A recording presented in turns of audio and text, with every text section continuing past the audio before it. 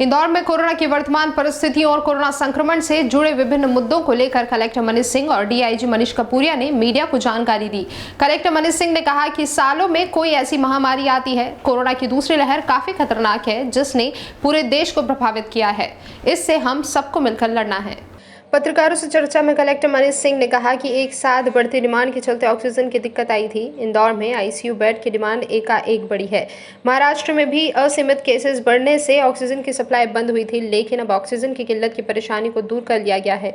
इंदौर में स्वास्थ्य सुविधाएं सुचारू रूप से जारी रहे और ऑक्सीजन की सप्लाई चालू रहे, इसके लिए सभी ने अथक प्रयास किए हैं। उन्होंने कहा कि इंदौर के आसपास के जिलों के मरीज भी उपचार के लिए पहुंच रहे हैं।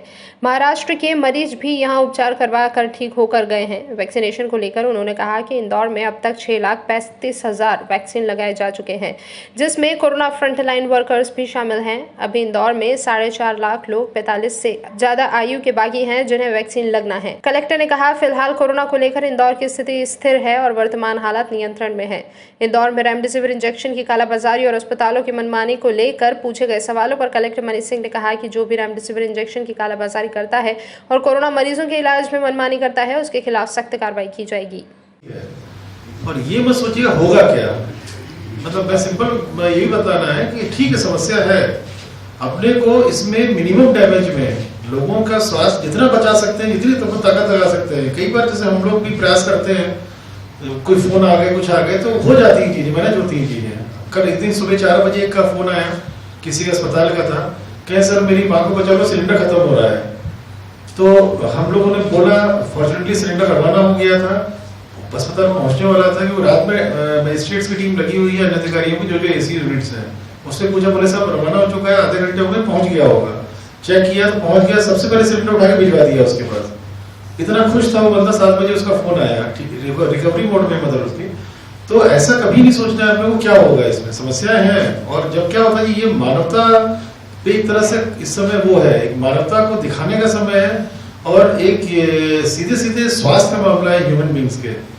इसमें कहीं अपने को तो निराश नहीं होना है, हताश नहीं होना है, और थोड़ा अपने को ना पॉजिटिव ओरिएंटेशन से चलना चाहिए अपने को। हो सकता है, हाँ हमारे यहाँ भी रहते हैं सिस्टम में, हर जगह सिस्टम में रहते हैं, हर चीज का निगेटिव पहलू देखते हैं। अपने को लग रहा है ना कि काम नहीं होगा, आप ट्राई करो उसको, आप देखोगे किस हर तरह से मदद कर सकता है। अगर आपने 20 लोगों को मास्क पहना दिया, आप मान के चलिए कि आप 20 लोगों को बचा रहे हैं फर्दर कोविड इन्फेक्शन से।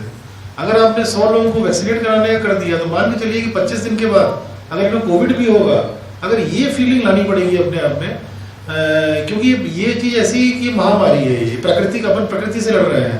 प्रकृति का आशीर्वाद 100% होगा, मैं आपको बताऊं, मुझे पूरा भरोसा है। जो मैंने आपको मेडिकल के जो जिस तरह से मुझे प्रोडक्शन दिख रहा है, जो आ रही हैं और चीजें हो रही है, अभी जैसे जस्ट अभी रिलायंस के हेड का मिस्ड कॉल था मेरे पास में, एमपी के लगाया, तो वो बोल रहा है कि साहब हम 60 टन आपको ऑक्सीजन जामनगर से देंगे।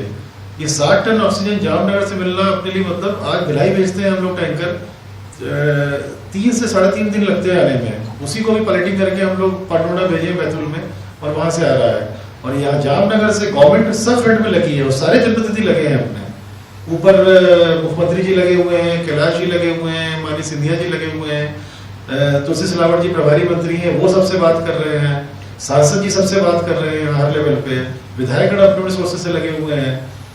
ठीक है, क्रिटिसाइज करना बहुत आसान है कि प्रशासन ने नहीं किया, कलेक्टर ने नहीं किया, जनप्रतिनिधि कहाँ है, क्या है, पर सब लगे हुए हैं अपनी तरफ से। डेली हम लोग की मीटिंग हो रही है, प्रमुख लोग डेली बैठ रहे हैं, क्या कर सकते हैं, कहाँ बात करनी है। अब देखिए सॉल्यूशन निकल के आया, अभी आपके यहाँ बैठा था, ये सुखद है, जिस मैंने फिर अपने जो मेरा टैंकर वाला ऑपरेटर है, जो मेन इस समय मध्य प्रदेश संभाल रहा है, बहुत अच्छा बंदा है, नीलेश जैन करके, उसको लगा तो खुश हो गया बंदा कि साहब इससे तो इतना आराम हो जाएगा अपने को कि एटलीस्ट जो डिमांड बढ़ी हुई है थोड़ा ईज आउट हो जाएगी। घंटे घंटे में हम लोग मैनेज कर रहे हैं ऑक्सीजन हर अस्पताल में। जामनगर से 24 घंटे में टैंकर आ जाएगा, जो 3 दिन लगे थे, 3.5 दिन लगे थे, यहाँ 24 घंटे में आ जाएगा। इस तरह से रास्ते निकलते हैं वक्त आने पे। जो कई बार देखता हूँ मैं, जो फीडबैक मिलता है मुझे, कई अपने मीडिया साथी भी रहते हैं, यहाँ पर नहीं होंगे हो सकता है वो लोग, पर हताशा, निराशा या निगेटिविटी, अपने को इसको थोड़ा रोकना चाहिए, अपने को नहीं करना चाहिए। ये समय इस सब चीजों का नहीं है, इस समय हिसाब किताब करना बाद में करते रहेंगे, कोई दिक्कत नहीं है, बहुत समय पड़ा हुआ है। इस समय तो सबको पॉजिटिव ओरिएंटेशन जो अपना जो कर सकता है।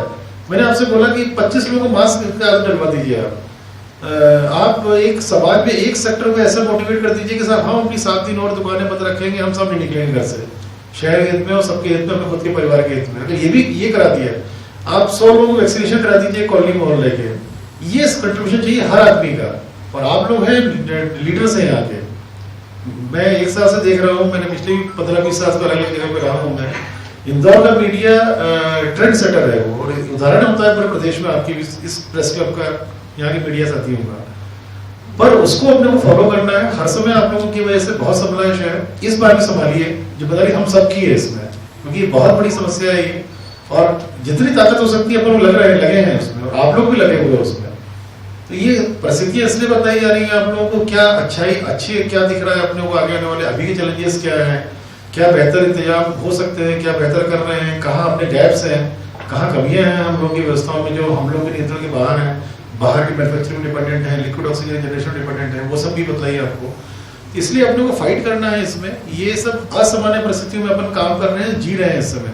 इस असामान्य परिस्थितियों में मानवता दिखाते हुए अपने को फाइट करना चाहिए, बिना किसी निराश हुए। हमारे भी अधिकारी घबराते, सर क्या होगा, वहाँ 10 मिनट की ऑक्सीजन बची है, उनका नहीं होगा, सब होगा। कहीं न कहीं से कोई न कोई अधिकारी निकाल लेता, सब फलाने से बात कर ली, वो दो सिलेंडर भेज रहा है। अब धीरे धीरे हमारे ऑफिसर्स भी उसमें मोटिवेट हो गए हैं काफी, नहीं रास्ते निकलते हैं हर चीज के।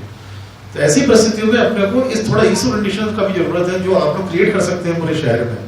मैं आप लोगों को नहीं बोल रहा हूँ, यहाँ जितने बैठे हैं सब उसी कंडीशन से वर्क करते हैं जो मैं बोल रहा हूँ उसमें, पर बाकी भी समाज को आप लोग एक्टिवेट कर सकते हैं इस तरीके से। ये थोड़ा मुझे और बोलना था। मेडिसिन का क्रंच है, रेमडेसिविर का, टोसिलीजुमैब जो साइटोकिनिक स्ट्रॉन्ग के तौर पे इस्तेमाल करते हैं, उसका भी अभी दिक्कत है। और हमारी हॉस्पिटल फैसिलिटीज़ जो हैं they are stretch to the limit, ये सब आप लोगों के समक्ष में है। कठिनाइयाँ हैं, क्रिटिकल टाइम है, और उसका रिस्पांस जो है वो निश्चित रूप से बहुत रोबस्ट रिस्पांस हम देने का प्रयास कर रहे हैं। पूरे समाज को इसके साथ जोड़ना है, जो आज माननीय मुख्यमंत्री जी ने भी इस बात को वीसी में स्ट्रेस किया था कि एक अकेले से नहीं होगा, ये सोसाइटी को एक होकर के और इसको रिस्पॉन्ड करना पड़ेगा। उसमें हम सब एक साथ रहेंगे, यही हमारे लिए इस वक्त बहुत ज़रूरी है।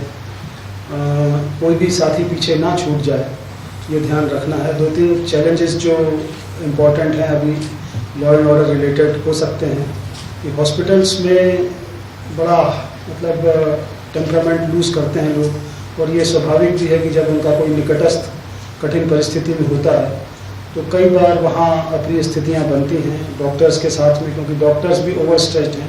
सतत रूप से नर्सिंग स्टाफ, पैरामेडिक्स लगातार लगे हुए हैं, राउंड द क्लॉक चल रहा है।